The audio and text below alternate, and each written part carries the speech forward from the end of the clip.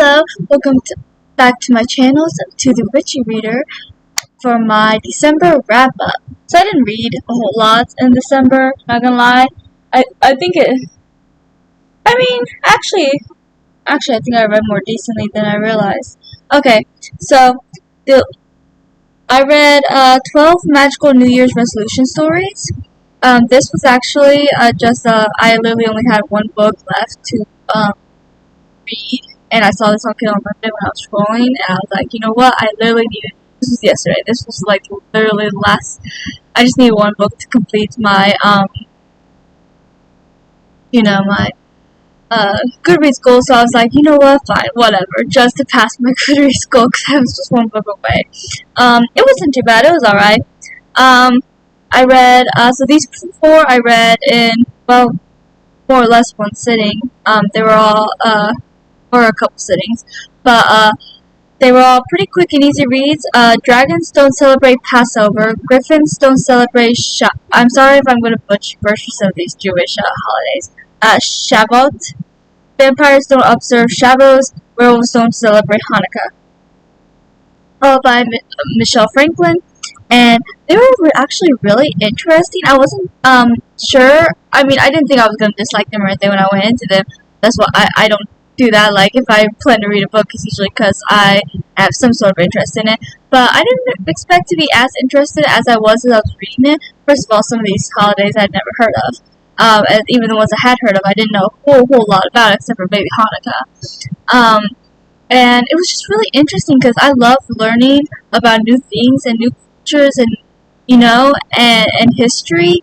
And it was so interesting to learn things that I didn't know and to see these different takes on some of these creatures as well. Because griffins, I don't think I knew a whole lot about. And then even some of the ones I did, there was a different take on them that I never really thought of when I thought of that creature. It was just really interesting and a real learning experience to send off the New Year, and I thought it was really interesting, and they were really good. I think I rated them all 4 stars. Yeah, definitely highly recommend them. The Librarian and the Assassin by Adam Andrews Johnson. This was a really good book. I read it before it was published, and then I didn't realize it had been published, and I saw it on Goodreads, and I was like, it's finally published. Or I think I remembered it, and then I decided to look it up on Goodreads and saw it was published, so I was able to add that into my Goodreads goal since I had read it. But it was so good. I absolutely love these characters and this couple, and it's a sapphic story, and I just thought this couple was so good and so interesting, and they definitely have this like bond from the moment they meet, but they also have some obstacles. But the obstacles are really interesting because they had this healthy relationship where even though they had these obstacles, they had this healthy communication about it, because one of them was willing to, not to spoil too much, but one of them grew up really poor and more or less willing to kill to earn money. The other one didn't like the idea of killing at all, no matter how much you deserve it, so that's the main obstacle. But they're just a really sweet couple, and I really was rooting for them, and I absolutely loved reading about them, so highly recommend. I also read The Girl in Red, not yet published, but it was so good as well. And then I just have to read book 6. That's the last book I have to read because she's currently working on book 7, and book 5 was so good. I'm not kidding when I say there was a time when I was sitting in my bed and I was laying in my bed. I was laying down in my bed reading on my phone, and I sat up so fast and let out the scream that hurt my throat for the rest of the day. Do I have some regrets? No, but it was a twist I did not see coming, and I'm still reeling about this because that is a huge game changer, and it's going to be this big plot point in book 6 and maybe even further, and it really just blew my mind. Like, I knew that there was going to be a reveal this book, but I don't even know what I thought that reveal was going to be. All I knew is we were going to find a reveal about this one character. I don't want to spoil anything because it's not out yet, but I don't know what I was expecting, but that was not it. It had me reeling. I'm still reeling. And I read this earlier in the month, and I'm still reeling.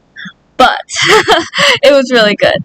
And oh my gosh, I probably say this a lot whenever I talk about this series. This is book 5 in Towers of Memories. I don't think I mentioned that. And I know I've mentioned this series a few times because I know I've done a few reviews for the books. And I love Feathers and Seraphina's relationship. And there was this one chapter that I loved for multiple reasons. But one thing I loved was that Seraphina wanted to try something. She wanted to go into this place she's never been in, but she was scared to as well, and she didn't want to go alone.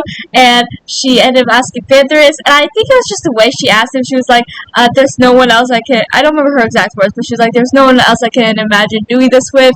And I just think the two of them, from the very beginning, has had this really tight bond that I don't think either one of them has ever really had with anyone before, and I just absolutely love them and their relationship. And I loved it because at the last chapter of every book, I think so far, because it's in Seraphina's point of view. She's the only point of view you really get. But the last chapter of every book shows a different character's point of view. It shows a scene that already happened in that book, but via a different character's point of view. So we got to see that scene again at the very end of the book, but in Feathers' point of view, which was also really cool because you got to see in his mind of him worried about Seraphina when something goes wrong, and it's like, oh my gosh, this was perfect. I loved it.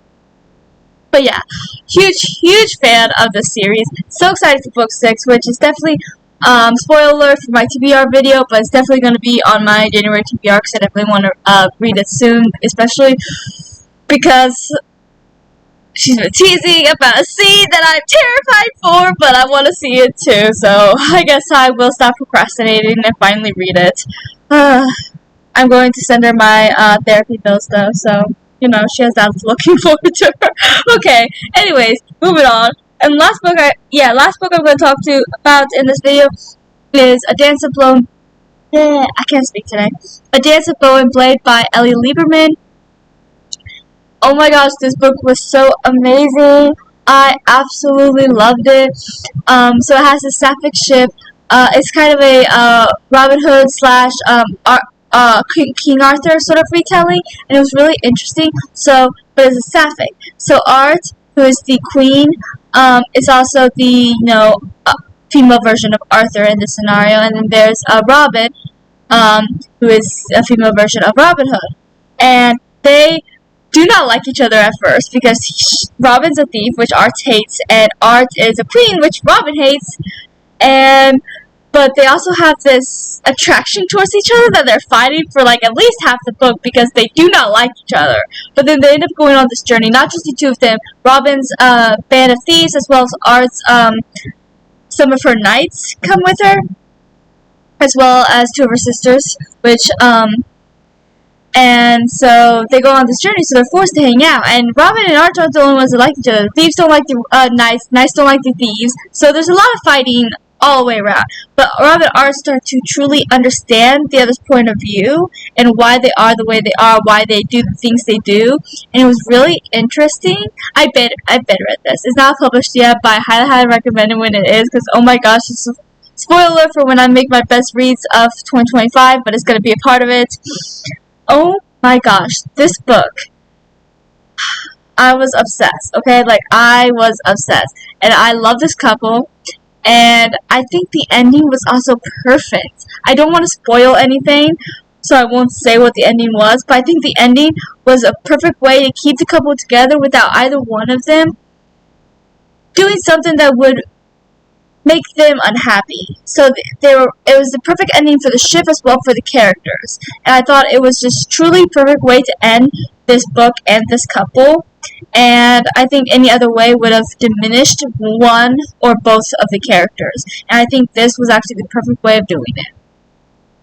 But yeah, there are definitely there are twists in the book, there are things you won't expect, and oh my gosh, when I say that I squealed when they had their first kiss, I am not kidding, and the way they are just so flirty, even when they don't like each other, I love this book so much, cannot wait for it to be published, cannot wait to buy it, to have it on my shelves eventually, highly recommend. Okay, so that's all ranting today. Thank you for watching. Please like and subscribe, and comment what you read in December, and if you want to read any of these, and I'll chat with you below in the comments. Until next time.